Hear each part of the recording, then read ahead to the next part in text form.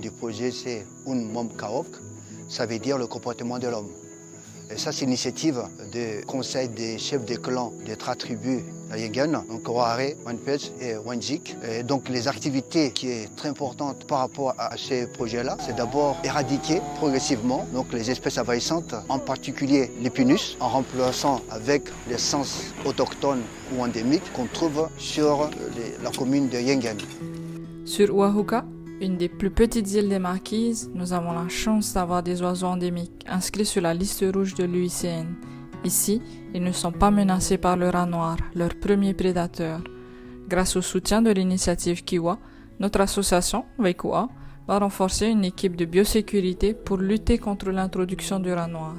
Et nous allons également mener des actions de restauration des forêts naturelles, déjà impactées par les conséquences du changement climatique, notamment par les sécheresses que l'on constate de plus en plus nombreuses. Kuraura, je m'appelle Utia Gilda, je travaille pour l'association Putahiyanga Nongana qui mène pendant plusieurs années différents projets sur la conservation et la restauration des plantes et forêts sur l'atoll de Hana en Polynésie française.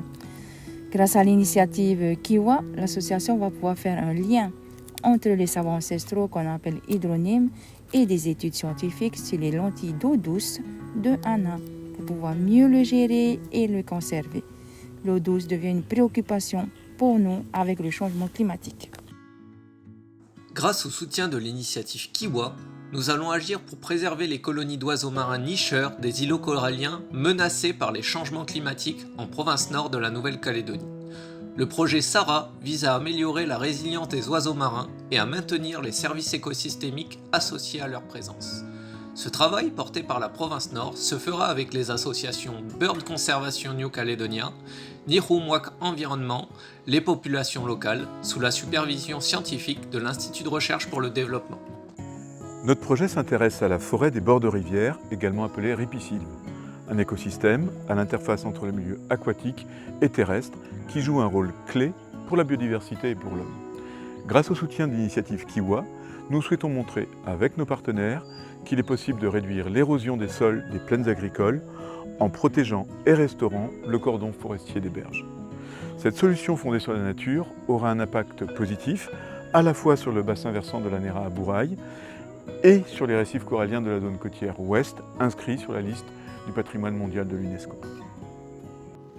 Whakalawalayatu. The main environmental challenge we're facing is the pervasion of invasive species, prohibiting growth of important native trees that once provided habitats and that thrived in biodiversity.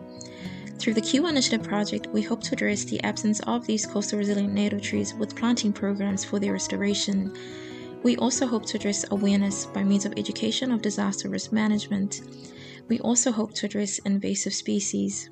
This Kiwa Initiative project will benefit 1,700 people in 14 village communities.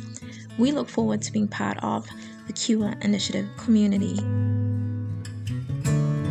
The main issue that Timor-Leste population has facing right now is the climate issues on water scarcity and food insecurity.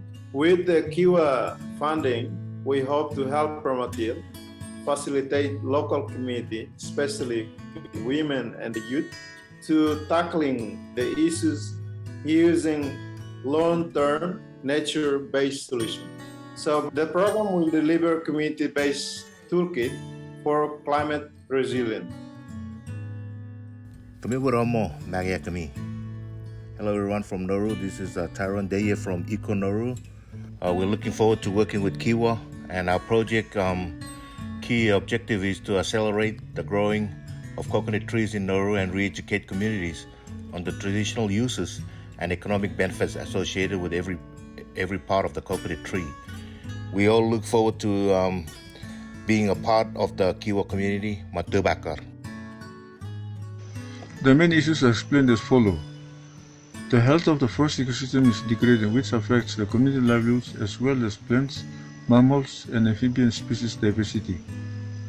At the end of the project, the community will have adopted a nature-based resilient living while also managing the biodiversity conservation area, covering 20,000 hectares within a section of the Bismarck Forest Range. Thank you.